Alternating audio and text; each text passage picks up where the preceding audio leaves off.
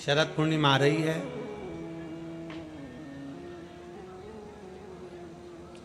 सोलह तारीख के रात्रि के समय पर, शाम का समय हो, प्रदोष काल का समय हो, अगर डॉक्टर ने कह दिया कि शरीर में ये रोग है और ये रोग जाने वाला नहीं है, ये रोग समाप्त होने वाला नहीं, एक बेलपत्र, एक दुर्वा और एक चावल का दाना, सफेद चावल का दाना, एक दाना मात्र अक्षत का, सोमेश्वर भगवान शंकर के नाम का उच्चारण कर कर, जरा ध्यान देंगे सभी लोग। जैसे ये शिवलिंग है, ये जलाधारी है, और ये जलाधारी के सामने से जो जल बहता है, गणेश जी, कार्तिकेय और अशोक सुंदरी का जो स्थान बीच में है, शिवलिंग का जो जल बहकर नीचे की ओर आता है, यहाँ जो जगह होती है, आप लोग आस्था चैनल के माध्यम से आप इसका स्मरण कर सकते हैं। और दूर दूर अगर दिखाई नहीं दे रहा हो तो आप उसको बाद में चैनल पर, कथा के बाद में आप लोग आस्था चैनल खोलकर या यूट्यूब पर उस कथा के अंतर्गत आप उसको देख सकते हैं। ये शिवलिंग जलाधारी, जल बहने का स्थान, ये शिवलिंग के सामने जो स्थान होता है, यहाँ से पानी चढ़ाते हैं तो बहकर जो नीचे आता है, जितना मोटा ये जलाधारी का स्थान होता है, इसी स्थान पर एक चावल का दाना, एक दुर्वा, एक बेलपत्र खड़ी की खड़ी यहां समर्पित करें।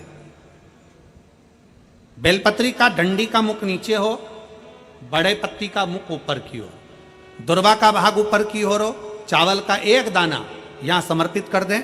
और बाबा देवादिदेव महादेव को यहां समर्पित करने के बाद सोमेश्वर महादेव का श्री शिवाय नमस्तुभ्यम का स्मरण कर कर अपने रोग, जो भी बीमारी है उसका स्मरण कर कर बाबा से प्रार्थना करें। उसमें से बेलपत्री और दुर्वा दोनों को लेकर आए, हटाकर कटोरी में रख लें। एक लोटा जल प्रदोष काल में शंकर भगवान के मंदिर में समर्पित करते हुए और बाबा को प्रार्थना करें।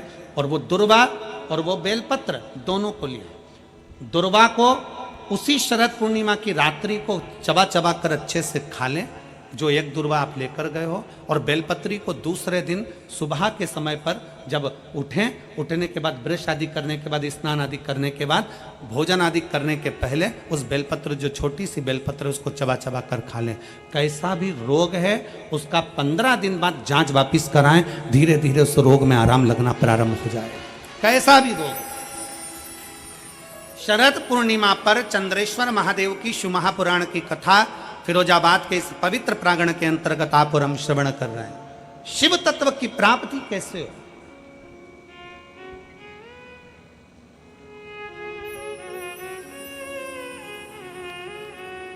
हम भगवान उघड़दानी से कैसे अपने संबंध जोड़ सकते हैं? हम शंकर भगवान को कैसे अपना बना सकते हैं? जैसे शरद पूर्णिमा से कार्तिक पूर्णिमा के बीच में जो प्रदोष पड़ती है,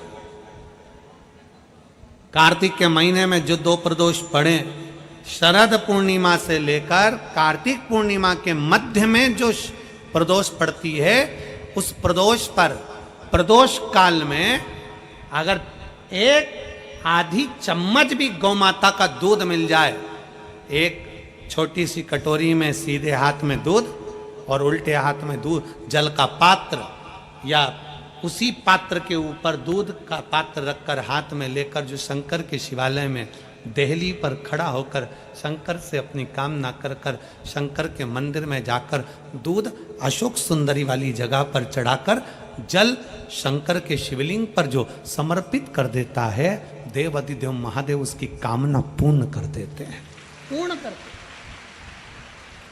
दुनिया के लोग कहते हैं कि कार्तिक का महीना भगवान नारायण का है, दुनिया के लोग कहते हैं कार्तिक का महीना लक्ष्मी जी का है, दुनिया के लोग कहते हैं कार्तिक का महीना इन देवता का है, लक्ष्मी महारानी का है। जरा विचार करिएगा, माता लक्ष्मी स्वयं इस कार्तिक के महीने में शंकर भगवान की आराधना करती हैं। कार्तिक के महीने में क्या नाम है शिव जी का? कुबेरेश्वर महादेव। कुबेरेश्वर महादेव का मतलब, कभी आप मोबाइल पर सर्च मारिएगा कुबेरेश्वर महादेव का फोटो निकालिएगा, मूर्ति निकालिएगा, कि भगवान शंकर एक तरफ लक्ष्मी जी बैठी है, एक तरफ कुबेर बैठा है। शंकर भगवान ओघड़दानी खड़े होकर माता लक्ष्मी और कुबेर दोनों को धन प्रदान। और दोनों में एक गुण बड़ा अच्छा होता है, ये जब भी अपने घर में घुसते हैं सीधे ही घुसते हैं। सांप और नशेड़ी हमेशा टेढ़ा चलते हैं, पर इनमें एक गुण प्रबल होता है कि ये अपने घर में सीधे ही घुसते हैं। उसी तरह शिव महापुराण की कथा कहती है, संसार में कितने भी टेढ़े हो पर शंकर के चरणों में सीधे ही रहना, तो शंकर संभाल लेगा। शिव के चरणों में सीधा रहिए, शंकर के चरणों का स्मरण करते रहिए। शिव भक्ति में एक पत्र देखिए,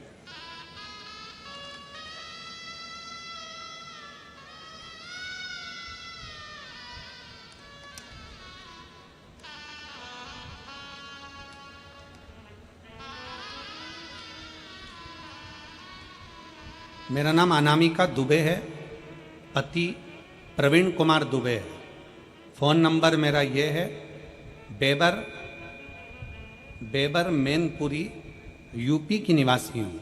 कहीं बैठी हो तो हाथ हिला सकती हैं, अगर कहीं बैठी हो तो हाथ हिला सकती हैं। अनामिका दुबे, पति प्रवीण दुबे। फ़ोन नंबर मेरा ये है, बेबर मैनपुरी, यूपी की निवासी हूँ। कहीं बैठी हो तो हाथ हिला सकती हैं।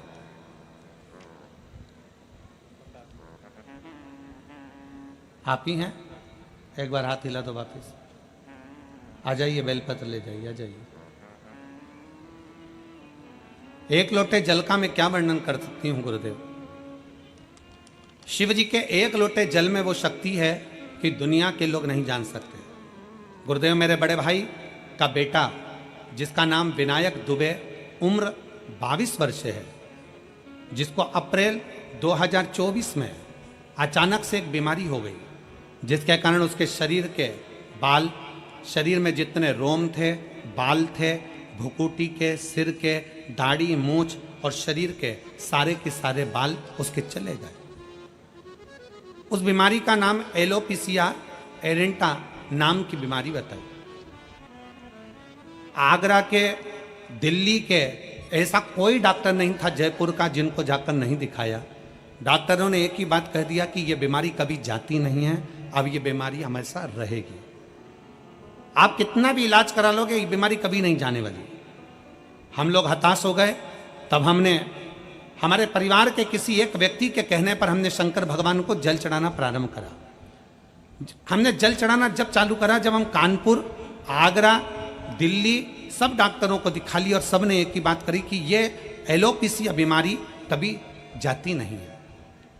इस बीमारी में कभी बाल नहीं आएंगे, बाहों के बाल, पलक, आंखों की, दाढ़ी, मूछ, सिर के बाल, हाथ पैर के रोम सब चले गए गुरुदेव, और कमजोरी जी सी आने लगी। तब हमने सोचा अब करें क्या। तब परिवार के एक व्यक्ति के कहने पर हमने शिवजी को जल चढ़ाना प्रारंभ करा। वही जल हम हमारे उस बालक को पिला देते और बालक उस जल को पी लेता। विनायक को जल देते, पीता, उसी जल को पूरे शरीर पर लगा लेता। विनायक ने कई बार कहा, मम्मी ऐसा करने से क्या होगा, क्या मेरे बाल वापिस आ जाएंगे? डॉक्टरों ने तो जवाब दे दिया था गुरुदेव, हमने पूरे परिवार ने प्रतिदिन बैठकर 501 बार श्री शिवाय नमस्तुभ्यम का जाप करना प्रारंभ करा। 15 दिन तक लगातार हम लोग श्री शिवाय नमस्तुभ्यम का जाप करते, शिव जी को चढ़ा हुआ जल ला कर देते, और उसी बीच में हमारे भाई को लेकर हम कावड़ यात्रा में सीहोर में पहुंच गए। वहां हमने शंकर जी को जल चढ़ाकर बाबा से विनती करी, बाबा कुछ ऐसा करो कि इनका ये रोग समाप्त हो जाए।